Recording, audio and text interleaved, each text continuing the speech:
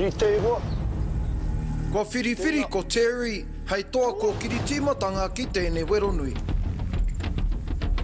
Ko tēnei wāhanga, ko whitiwhiti porotaka.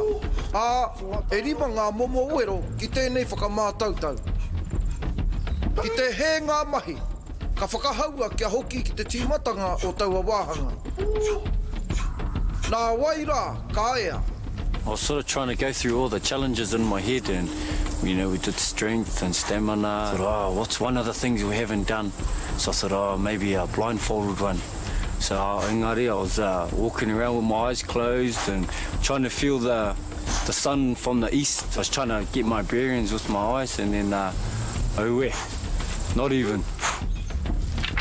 E rua wena wero kua ea, ka eke anō ki wero ke.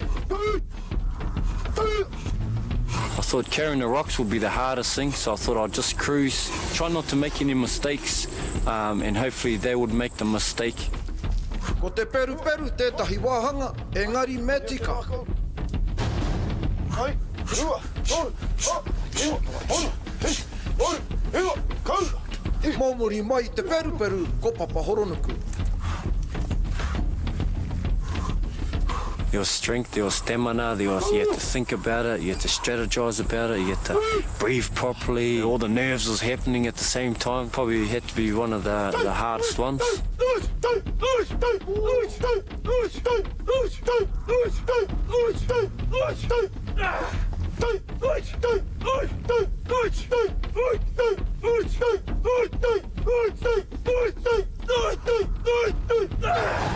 Yeah, there's something within you that when you hit a spot within you, you just know holds barred. You know, I've got a bit of a scab on my foot, but as you're doing the challenges, all those are gone out the door. You're in another realm, so to speak. But when it's finished, arch, you know. whiri te. Whai muri ake, ko oena. Tēnā. Toa!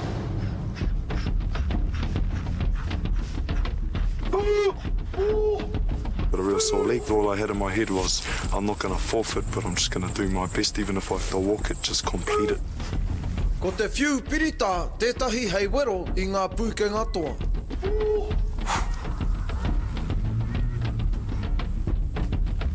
Ko tētahi katoa, e rua o rāua, ka whawhai a te ahi hei nei.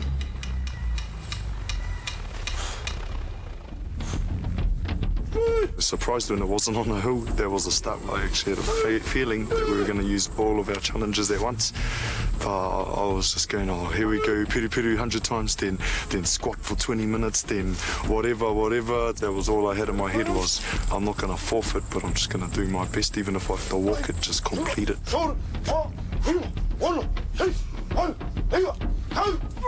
Tau ke, te rere a oena.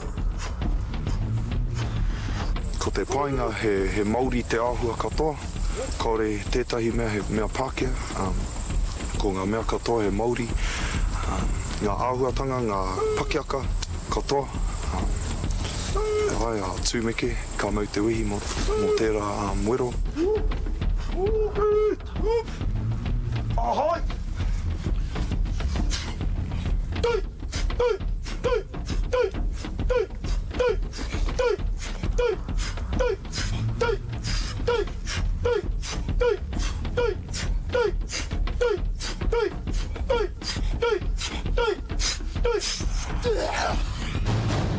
Ka pai, koa ea te wāhanga ki a oena. I actually had a strategy for once. It was to go fast in po toru, because I knew I could do that fast. Me personally, I knew I could do that faster than po wha. I did it slow and careful, so that because it's quite hard, especially with the toka. You start leaning like that, and I saw Matsutuki when he was doing it, he was leaning like that, and yeah, so I was like, here we go, so go slow on that one. Kia kaha. Tēnā. Toa! Ko Logan te tuatoru o ngā toa hei wero i tēnei whakamātautau. Well, we saw the pakiaka, we saw the rākau that we laid down, we saw the rocks, so we kind of knew it was a combination of some things, but exactly what we didn't know.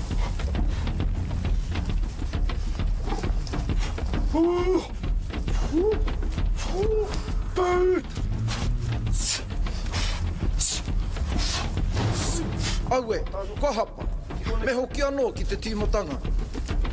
Te mea tūrua tino ua o tērā, ko te mea tuatahi, ko te taumata ke muri a māte.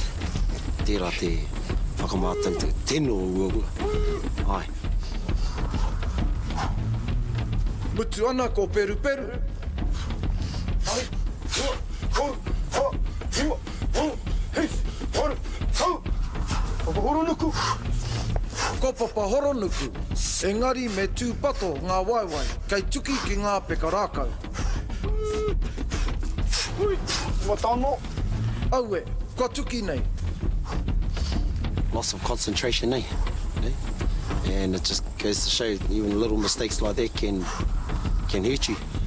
And likewise in the heat of the moment, I suppose on the battlefield. You know, if you haven't got your wits about you all the time, well, ka hinga. Oh, hai.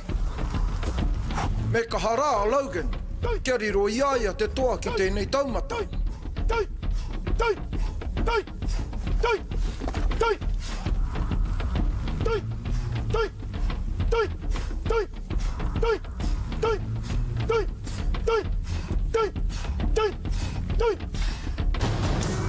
Ka pai, koa ea Logan. Me tana mōhio hoki, ko tino pakari nei tana tū ki tēnei whakamātautau. I think my main thing was to try and get through it as fast as I could. And whatever happened at the end happened. It was a pretty big challenge. 6 different parts to it. So, yeah, I gave it my best.